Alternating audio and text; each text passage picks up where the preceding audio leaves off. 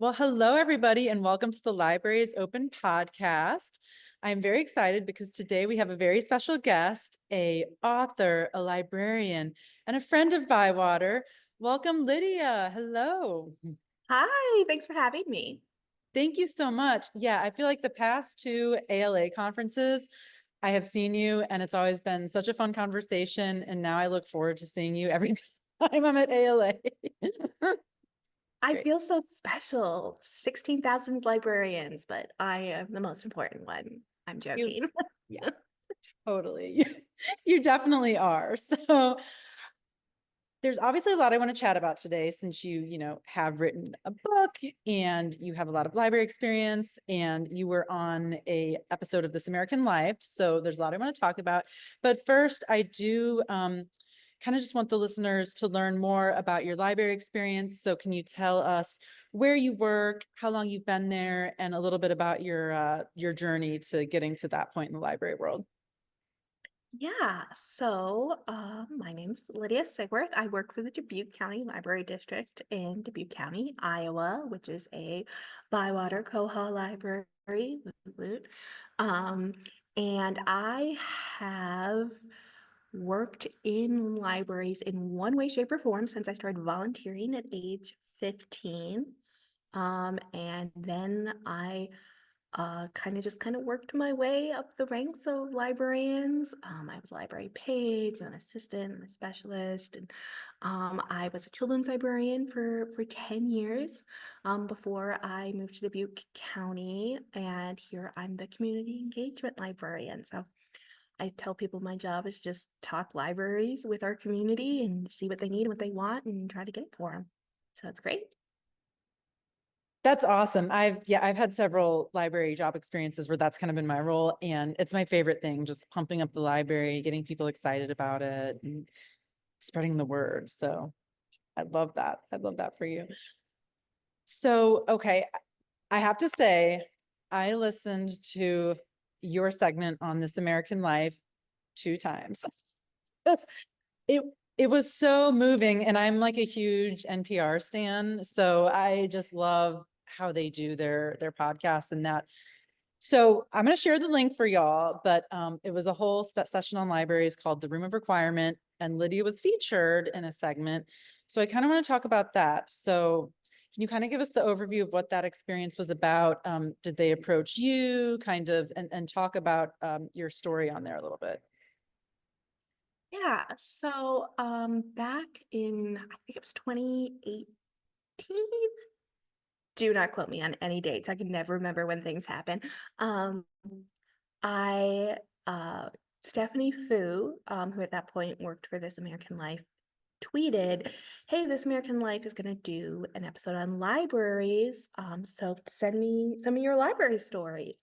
And I had a group chat of library friends, and somebody sent that tweet to the group chat, and we were all like, "Oh, this will be so great!" And I was like, "Should I send her my story?" And I will never let my friends live this down. That two of them were like, "I don't think that's This American Life material." And I was like, "No, I think it is." And I will say, to their credit, um there's a difference between, like just mentioning to your friend, "Oh yeah, I went to libraries when I was a kid," and maybe in passing, mentioning it, whereas like then like sitting down, really writing out my story and really finding all the through lines of my life, and being like, "Oh God, everything is connected." Which is I had contacted Stephanie Fu and been like, "Hey, I have a library story, send it to me." I'd written it all out, and then I sent it to her, and this was fall, I think 2018, and I got sick. I had, like a fall pneumonia flu situation, and I was like totally out of it for a couple of days, and I had a fever, just general unpleasantness. And I woke up one like late afternoon, and I was like, how when you're sick and you wake up for the first time after the fever's broken, and you're like, "Oh my God, I feel human." And I was like, "You know what? I'm gonna like check my email, see what I've been missing in the world." And I checked my email, and I have an email from Stephanie Fu it'd been weeks and weeks and weeks since I'd emailed her, and I really had just been like, it's not meant to be, it's fine. So I did an email from her being like, hey, I'm flying out Wednesday. And it was one of those moments where I legitimately was like, this sounds like a fever dream. I really think my, fever-induced brain was just like, oh, remember that email you sent? Let's have a dream where it turns out right. And I've never in my life said to anybody like, oh, pinch me, I'm dreaming. But in that moment, I was like, I don't think this is real. But anyway, it's real. She flew out the next week. And took me, we showed her on my library where I was working at the time in Wisconsin. And then she was like, hey, let's go to your childhood library. And she took me to Dubuque, Iowa, which was the childhood library. And I'm now working in that same county, not at that library, but in the same county. And she took me there, and I kind of revisited parts of my childhood library experience. And then she surprised me with my childhood librarian, who I hadn't seen in 20 years. And we met, and every time I go to say this, I'm like, I need people to understand this is not a thing I say. But I felt like in that moment, my soul recognized her. Something deep inside that I wasn't even like, oh, I recognize her face, and then I just like my essence recognized her, and I was like, this is a person who meant so much to me as a kid, and who she is made me who I am today. Yeah, so it was just really, really amazing. Yeah, so I was even starting to tear up a little bit now, but when the first time I listened to it, basket case, because you had this such a heartfelt experience, and clearly it impacted your whole career trajectory, and it I don't know, there was so much to it that I'll get into more, but like just the fact that she made such an impact on your life, and then being reunited after all that time, and her remembering you after all that time just gave me all the feels. Totally.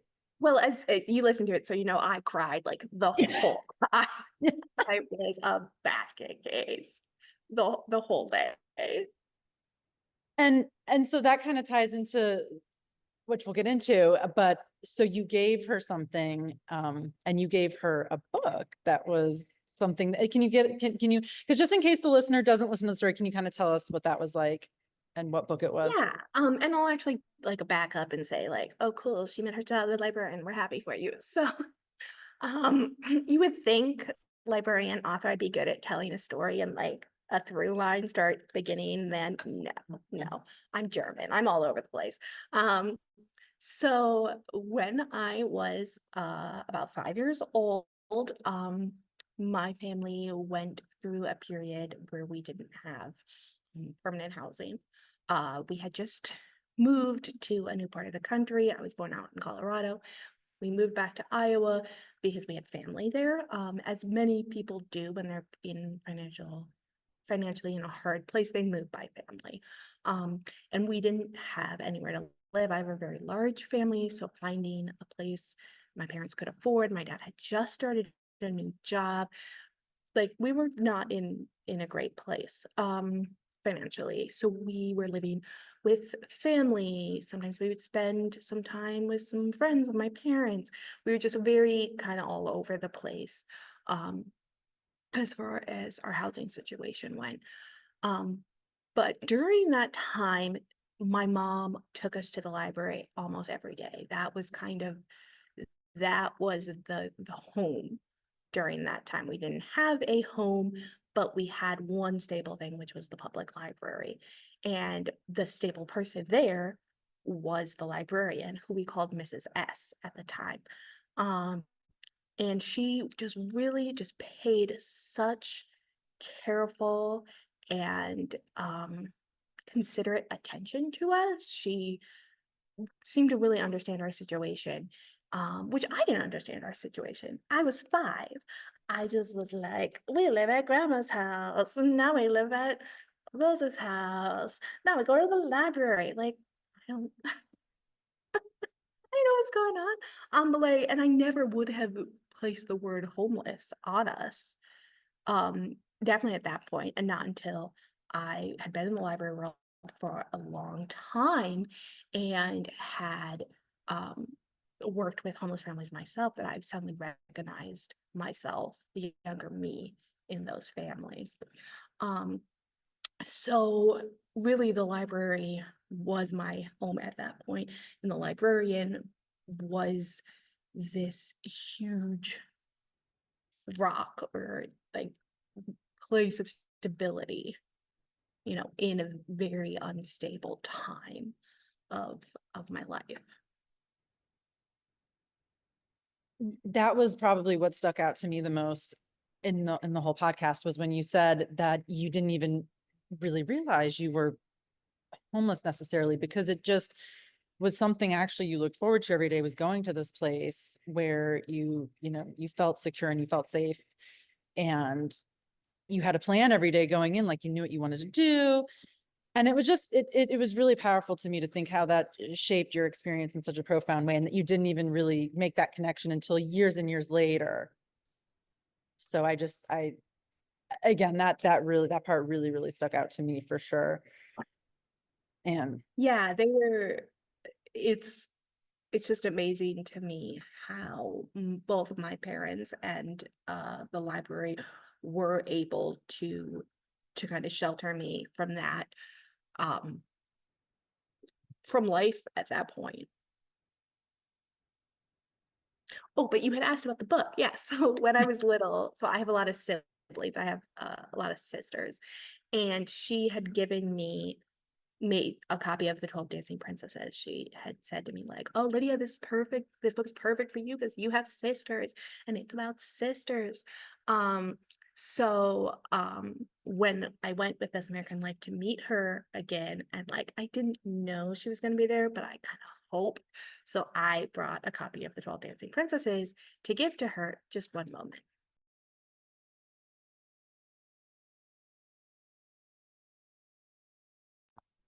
Sorry, libraries. this is true. This is true librarian life right here. Like Yeah, answering questions while on the podcast. I love it. It's great. yeah.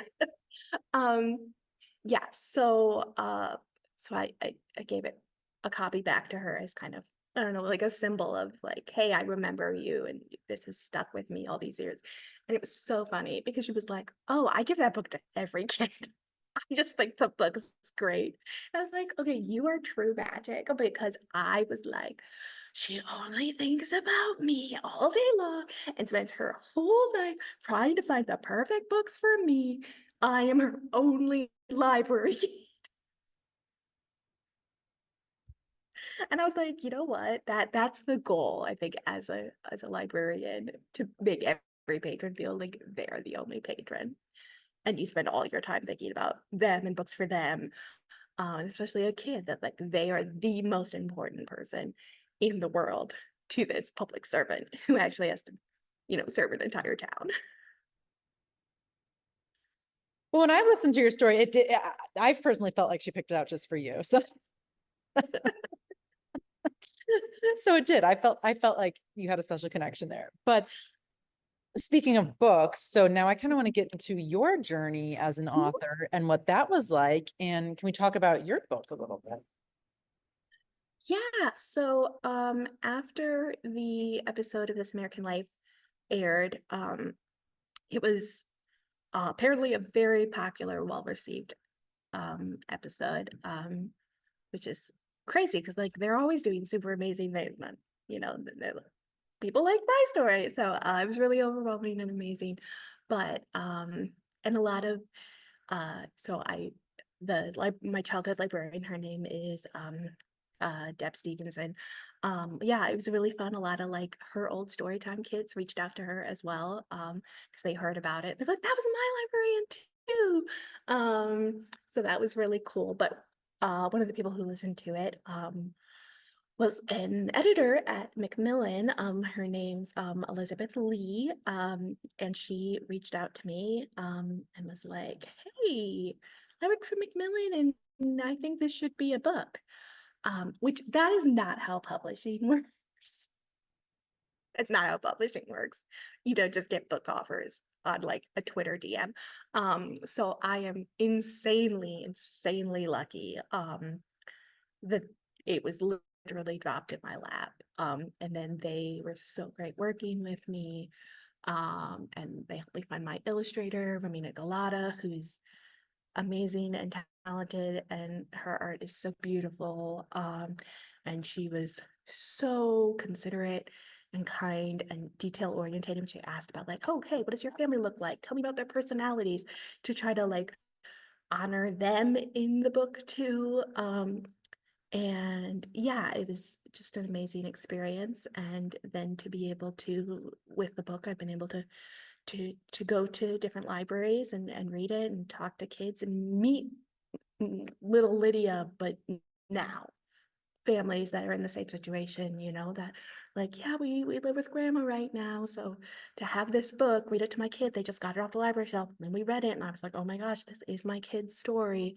Um, has helped, I think, some kids feel a little less alone in their situation. Or I've had other adults, who once again, it just comes home from the library and they're reading it. It's only like, no, this happened to me as a kid, and the library was my home. I've heard from dozens of people who've reached out to me to be like, I was in the same situation as you were, the library saved me. And I feel so honored and humbled that people are able to reach out and will trust me with their stories. Oh, it's just, yeah, first of all, that whole experience is so remarkable as far as how they contacted you and just how the whole thing got rolling. And then now that it's become such an important, piece of literature that, yeah, you can use with library kids and families, and, it's resonating with them. I mean, it's just such an amazing full circle experience. And I I think every library needs to have a copy of this book because, again, I'm sure any of us that have worked in libraries have had those families, had those kids, and it's just so important to talk about and to be open about. And with that, I mean, I do want to touch on that for a second. Is there anything that you think libraries can be doing, just right now better, or, something that we are already doing well at as far as supporting these families and kids? I mean, that is a great question. And I think a lot of ways libraries have been shifting in the last, 5 to 10 years have been really great. Obviously, fine removal. Because yeah, I didn't have money to pay for fines because my family didn't have money for a place to live. Um, and I think now even the library from my childhood at that point obviously had fines because it was the 90s. And you had to pay to get something ILL'd. And I remember like saving money because I wanted to get something ILL'd. And that was, I don't want to say a stressor because that's 5, but like something that like used up a lot of my brain at that point, that like I can't have things that are late and I have to, find pennies and save them if I want to ILL this book. And just to know now that kids who go to that exact same library, or kids to come to my library, which is only miles from that library, don't have that stressor. Um, I I really love that we're having a step in that direction. Um, Something that I do hope that my book is able to inform, I don't want to be like educate because that sounds fancy, but to maybe inform, is that I think as a society we have a concept of being unhoused when we see people in really terrible situations, living on the streets. And that is a terrible situation. As a society, we have failed our neighbors that so many people get to that situation. But I think it's important to know that children very rarely end up in those situations, thank God. Um, so when we see a kid who hangs out the library all day long, that is what an unhoused child often looks like, as opposed to like this idea of what we have as unhoused. That, so to know that, and like the library didn't know our situation. Obviously, my mother wasn't like, hey, I don't have a house, here are my kids. Which actually has a very hilarious voice for me to use to my mother, because she's a very very classy woman. But that they had inklings that, we weren't maybe in a normal situation, but they treated us with a lot of grace. They just knew it was a situation where a lot of grace needed to be extended. And that is just what I would hope people would maybe be like, you know what, we don't know the situation, but we're going to extend grace here. And my housing situation wasn't great, but my family life was really good. So then there's this idea of like, oh, there's a mom and a dad, like that family's fine. Well, sometimes financial situations happen to families that look like they're doing just fine, but then also families that might not, like just this, we need to rethink kind of the assumptions we have um, the unhoused. Absolutely, for sure. I know just in my experience, I've observed situations like that, and it's often not what you might think is the perceived idea or stereotype. And so I think, yeah, that's an extremely important message to get out, and to people outside of the library community as well, to realize how important library spaces are in that respect. So yeah, I think that's a wonderful message to share. And so my next question, just as we're getting into the wrap up period, is any plans for a future book? Another book, maybe? So remember how I said publishing is not when a book deal is just dropped in your DMs on Twitter? Publishing is hard. Um, I'm so blessed and honored with the opportunities I've had. I would love to publish again. I have many stories in me. I spent 10 years as a children's librarian, and just, oh my gosh, all the stories that come from kids, and they're so inspiring and so funny. And then I have all these siblings, and there's all these family stories. So I would love to be able to share more stories with the world. But yeah, publishing's hard.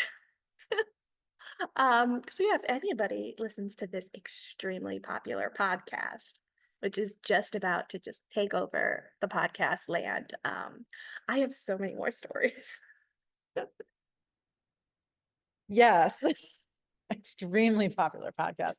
No, well, I would really hope that I would love to see an anthology, like another anthology of like, collective librarian stories from across the country. I think that would be really awesome.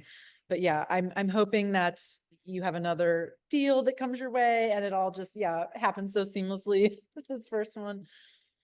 But yeah, maybe ByWater could host a workshop with you on aspiring librarian authors. That would be really cool. Well, is there anything else you wanted to add that we didn't touch on before we wrap it up?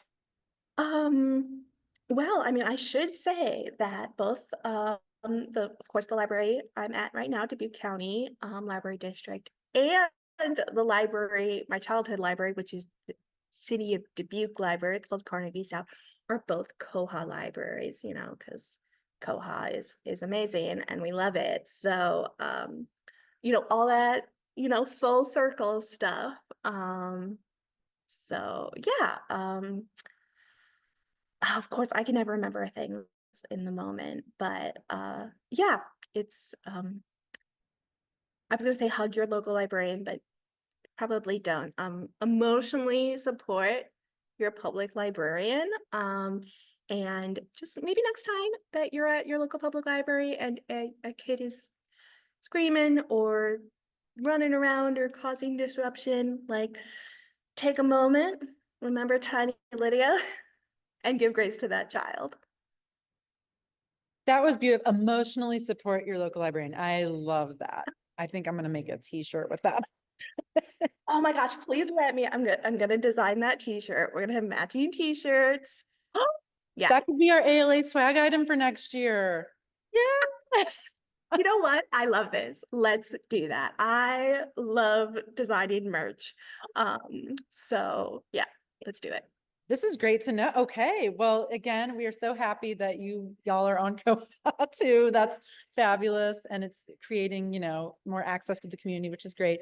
But yeah, Lydia, thank you so much for joining us. This was wonderful.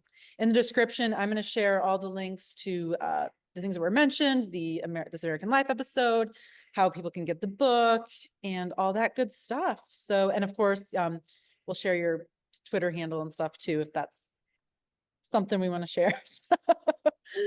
All right. Awesome. Cool. Well, thank you so much, everybody. And we'll catch you next time. Bye. Bye.